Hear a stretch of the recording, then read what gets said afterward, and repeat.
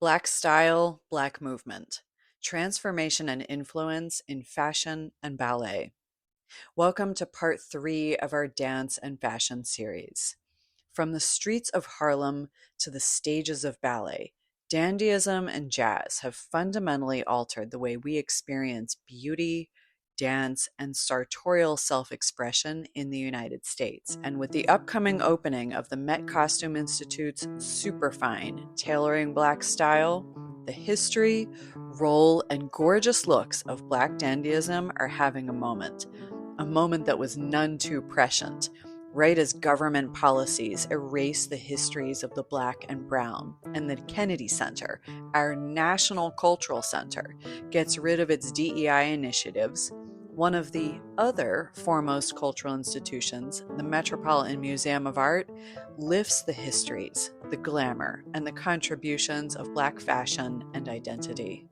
Exhibitions of superfine scale are planned years in advance, and I doubt the curators had any idea just how relevant and filled with compound resistance the timing of this opening would be.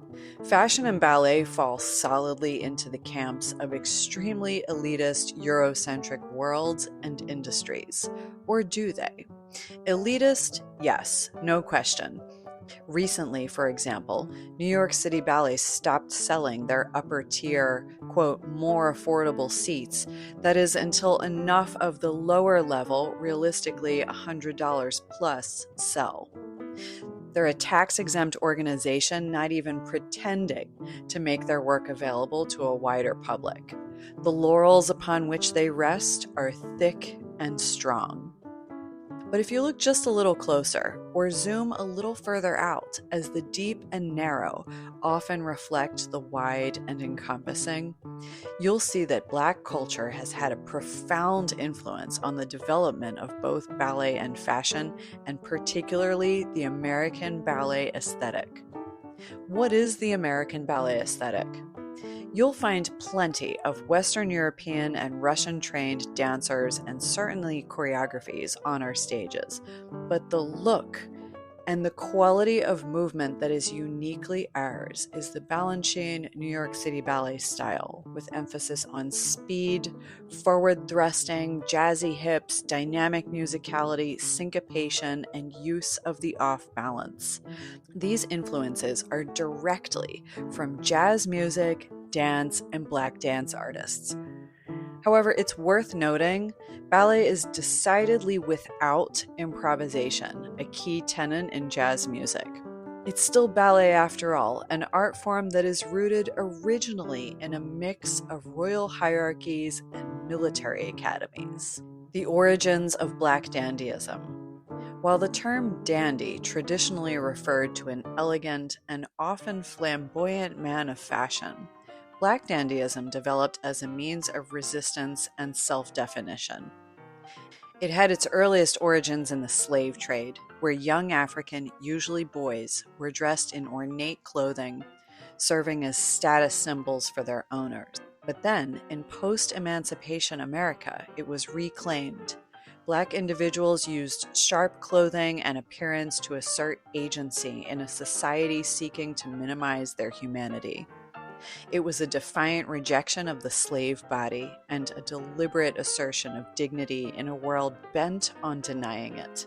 Figures like Frederick Douglass and the dandy Beau Brummel, whose fashion was imitated in Black communities, helped solidify the idea that dress could be an expression of personal power.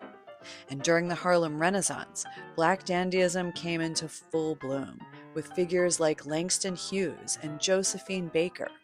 Fashion became a medium through which Black Americans could negotiate visibility, status, and political resistance.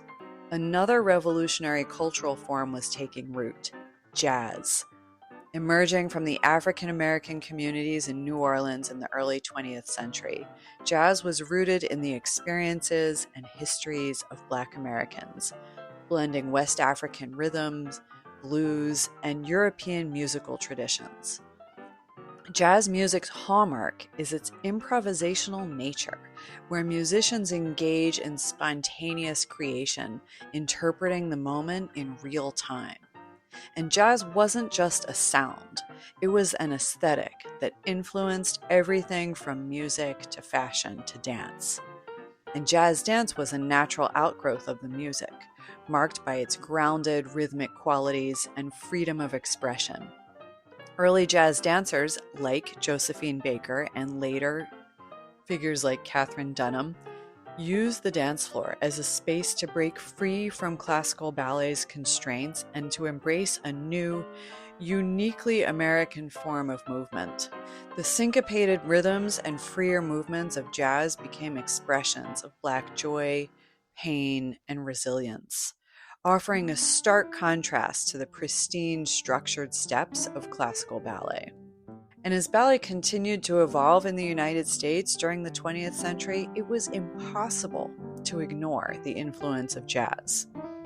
Though ballet initially presented as an image of Eurocentric refinement, the rise of American modern ballet, led by choreographers like George Balanchine and Jerome Robbins, began to incorporate jazz-inflected rhythms and movements.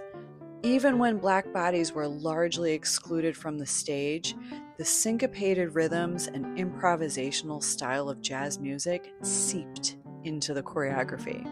Think of Balanchine's Rubies, Slaughter on 10th Avenue, or Fancy Free by Robbins. These choreographies signaled a shift in the American ballet aesthetic to one that was uniquely its own, rather than a European import. Later, artists like the gargantuan Alvin Ailey brought Black dance aesthetics intentionally to the forefront. Ailey's Revelations, for example, integrated jazz, gospel, and modern dance into a unique style that celebrated Black experiences. And his works challenged the notion that dance concerts should be static or removed from the emotional power of Black culture. The Black dandy aesthetic, like jazz dance, is not just about individual expression. It's a language unto itself. The careful lines of a well-tailored suit, the sharp elegance of a top hat are their own vocabulary. Today, the influence of Black dandyism and jazz continue to inform fashion and performance, as seen in designers like Kirby Jean Raymond of Pierre Moss, whose work reflects a deep understanding of Black cultural heritage and its intersections with modern aesthetics. Or think of the work of dancers like Lil Buck, who embody the fluidity between classical ballet, jazz, and movement traditions passed down from Black culture. The enduring legacy of Black culture is such that even when it is consciously erased or marginalized, it lives on our stages, in our bodies, in our clothes. The upcoming exhibition, Superfine, Tailoring Black Style, holds this history up in conscious, glamorous light.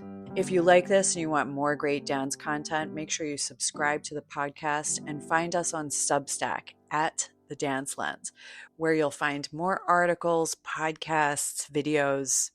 I'm your host, Cynthia Dragoni, and we'll see you next week.